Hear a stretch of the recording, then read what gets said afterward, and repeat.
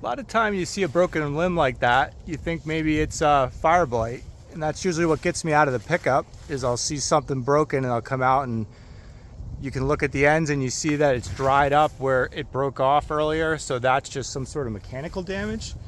And now I know that I don't have to worry about cutting that one out. It's not gonna, other than be like a vector for woolly apple aphids or some other disease. But over here I found an actual Fireblight, and I had to cut it right back to this trunk, and it looks like it's still pretty clean here. And if it had gotten into that trunk, it would have destroyed that whole tree, especially where it was at, and it would have had to come out. And this is what it looks like.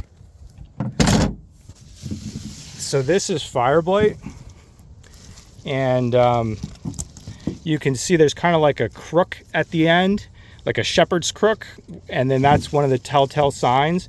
And when you get broken limbs, a lot of times you won't get this this crook at the end. Usually you just get like a more of a dried up look to it. And so, you know, we lost a few apples here, some nice empires. Fortunately, empires aren't profitable, so it's, you know, not a big loss. We'll have to make it up on another variety.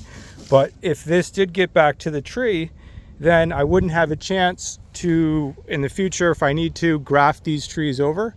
Because if the disease gets to the root, then it's game over. Then the whole thing has to be pulled out. But you can slice it off, usually a little bit higher, you'll graft it in, and then you can get a different variety on there. And so if you let Fireblight get to the bottom, it's game over. So you really got to look for this and let your employees, your management, everybody know the difference between a broken limb and a Fireblight strike.